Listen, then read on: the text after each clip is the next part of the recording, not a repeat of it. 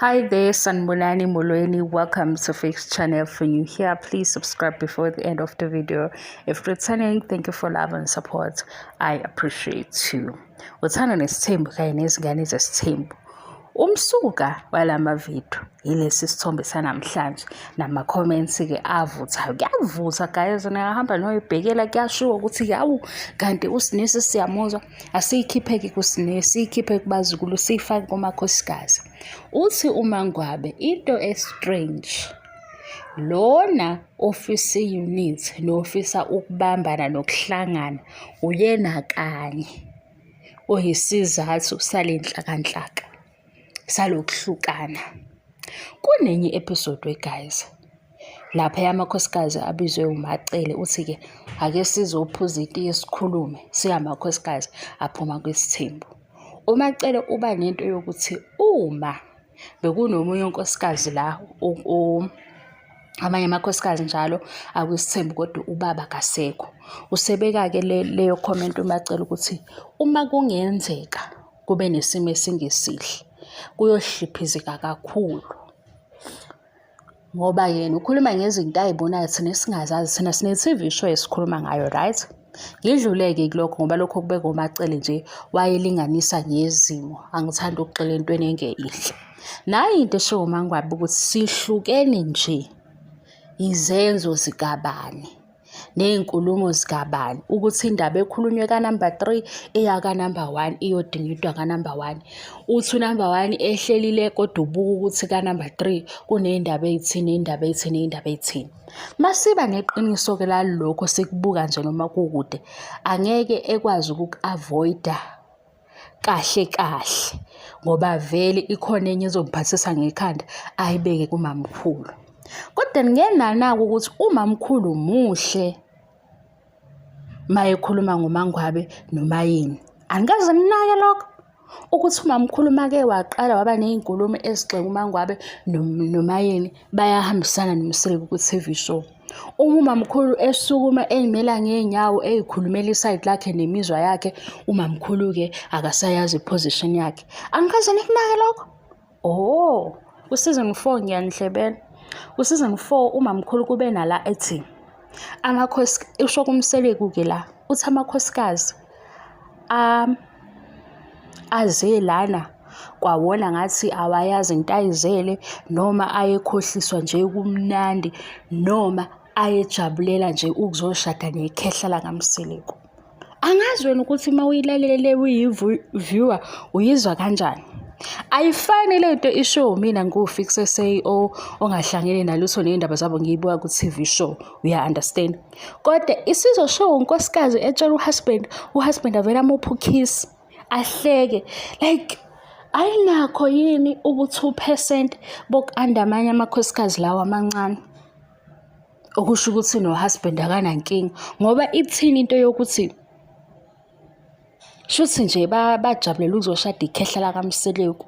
Ngizohamba nginyile ka-Showmax, angazi ukuthi ngizokwenza kanjani, ngimphathele leya ndawo, ngifuna ngibone ukuthi babehleka kanjani ukuthi lento iyabahlekisa uMseleku noMacele. Ethi uMacele kuMseleku ku-husband wabo amanye amakhosikazi ayejabulele nje ukuthi azoshada ikhehla.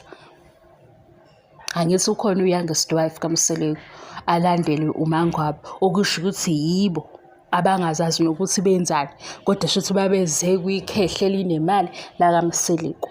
Yileyo nto phela engiyibamba kanjalo mina ngithi masisho omunye unkosikazi kodwa akayisazwakali mayikhulunywa omakhelwane behleba ku-social media akunankinga ngoba omakhelwane, kodwa unkosikazi masiyamhlekisa noMseleku. Kusho ukuthini lokhu? Siyayivula lapho. Ngifuna ukukhombisa ukuthi babhonda kanjani ngoba phela kade sayibona lento, yikho sihlele sithi thina uNesi siyamlalela singamjaji makuthiwa yena u-selfish, kodwa siyizi ukuthi yini le selfish yabo. Nakho sekuthiwa uMangwabe noma yini bona babona ukuthi bazoshintsha izimo, bazoshintsha ukuthi kuhamba kanjani. Beyikade itheni inkulumo kuMangwabe noma yini kuqala before kuzwakala ukuthi bathini, ngoba asiyikho iphezulu. Hayi, make nje kwathiwa kukhona abafika ne-agenda yabo, kukhona abazofikela ukuthini, lo muzi uyabhidlika noma izinto zinjani yilaba ababili. Kube ukuthi ku-social yabo ku-social media kuyashuba. Mase kushubike ku-social media yila sekufika khona ukuthi amakhosikazi awu-4 isiyobhala-ke i-post ithi-ke ngila ngikhona ngamakhosikazi ami uNdlunkulu bani sithi leli bhizinisi sesihleba ngoba phela leli bhizinisi nathi silibuyela isidide guys sithi hawu uhusband wabo kanti kubuye kube njani. Hhayi ukuthi idrama siyithande, idrama ne-havoc sikhona siyayilandela kodwa sibuye sime sithi hawu kubuye kungahlonishwana la ekhaya. uMacele wathola ukiss wokuthi uthe abanye babejabulela ukushada nekhehla. Hawu bengibabaza kanjena ngibuka season 4 leyo phasi ngathi hayibo kanti kunjani kwadlula lapho ziningi yazi ukuthi ngizokwenzenjani ngoba kukhona esiba welcome manje kule group yethu esingekho bias ngiyokulandela zonke izinto eshow uMangwabe. Wazi wathi uMangwabe kungcono ukuthi ubaba uMseleko eye kubadala befike bemchazele ngesithembu abuye-ke ezohlala nomakhosikazi ewachazele kahle ngoba enye into amakhosikazi ayakhombana kanti wuye oney'nkulumo ey'shintshashintshayo. Thatha iy'nkulumo zaMacele noMseleko behleka ubuke ukuthi kusuke kuhlangenwe ngobani uMangwabe noMayini. Uma uMacele sekhuluma ngemizwa yakhe sekhuluma ngezinto ezingamphathi kahle uMseleko uba nokuthi uMacele ngathi akekho supportive. Usupportive maye suke egxeka uMangwabe noMayini. Wakhuluma uMacele ngokuthi ezinye izinto akazi-understand futhi akasafuni naye engene ekukhulumeni. Hhayi-ke uMacele akasekho supportive kwaposition hayi bo. Baba yini guys bese ngithi siyanibongela ukuthi senibonile ukuthi inkinga ikuphi.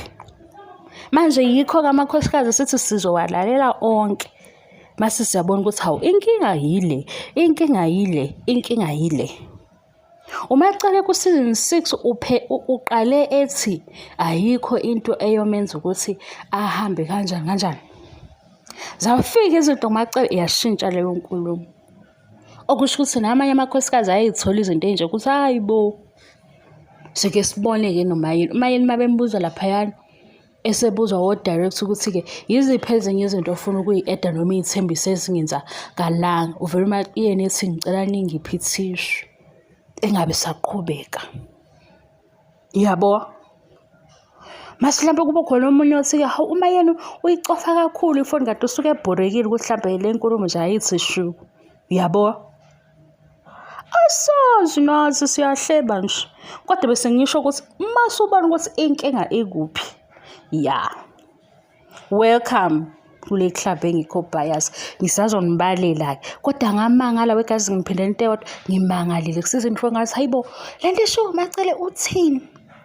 Hhayi wami uthi manqa uMseleko ngokiss uhlekiswa ukuthi-ke ushuthi kahle amanye amakhosikazi low key kuthiwa bama-gold digger.